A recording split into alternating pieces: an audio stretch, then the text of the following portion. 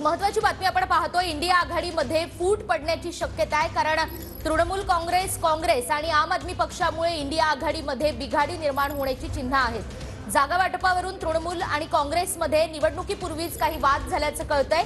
काल इंडिया आघाडीची बैठक झाली आणि त्या बैठकीनंतर ममता बॅनर्जी आणि राहुल गांधींमध्ये आणखी एक विशेष बैठक झाली, अशी माहिती सूत्रांकडून कळतीये। पंजाबमध्ये जागा वाटपावरून काँग्रेस आणि आपमध्ये मतभेद दिसतायत, तर येचुरी यांच्या वक्तव्याने तृणमूल आणि माकपमध्ये सुद्धा वादाची ठिणगी पडली आहे। त्यामुळे एकूणच जागा वाटपाच्या मुद्द्यावरून इंडिया आघाडीमध्ये बिघाडी निर्माण होऊ शकते, असं चित्र निर्माण झालंय।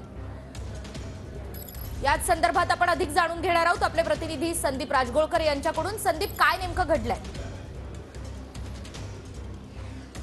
निकिता, आत्ताच्या घडीची सगळ्यात मोठी बातमी म्हणावी लागेल। इंडिया आघाडीची बैठक होऊन 24 तास उलटायच्या आधीच बिघाडी निर्माण होण्याची शक्यता निर्माण झाली आहे। पहिल्यांदा सांगावं लागेल पश्चिम बंगालबद्दल।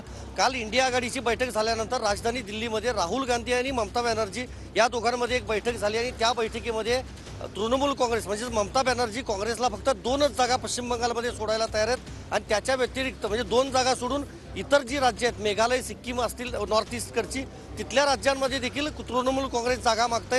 आणि दुसरीकडे सीताराम येचुरी यांनी काही वेळापूर्वी असं एक विधान केलं की पश्चिम बंगालमध्ये आम्ही काँग्रेससोबत जाऊ तृणमूल काँग्रेसला पराभूत करण्यासाठी। त्यामुळे तृणमूल काँग्रेस आणि काँग्रेसमधला जो वाद आहे तो पुन्हा एकदा निर्माण झालेला आहे पश्चिम बंगालमध्ये।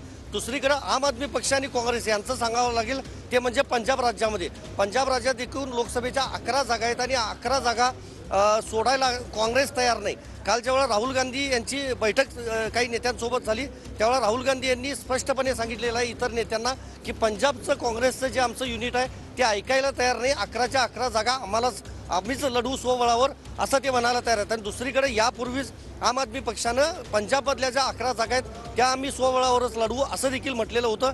त्यामुळे पंजाबमधल्या 11 जागांचा देखील एक मोठा घोळ जो आहे किंवा जो वाद आहे तो आता पाहायला मिळणार आहे। 11 जागांपैकी निम्म केलं जातं किंवा त्या जागा वाटपामध्ये यश येतं का हे बघावं लागेल। पण एकंदरीतच कालची बैठक यशस्वी झाल्याचा दावा जरी सगळे नेते करत असले तरी देखील पंजाब आणि पश्चिम बंगाल या 2 राज्यांवरून मात्र इंडिया आघाडीमध्ये ही एक मोठी बिघाडी निर्माण होऊ शकते।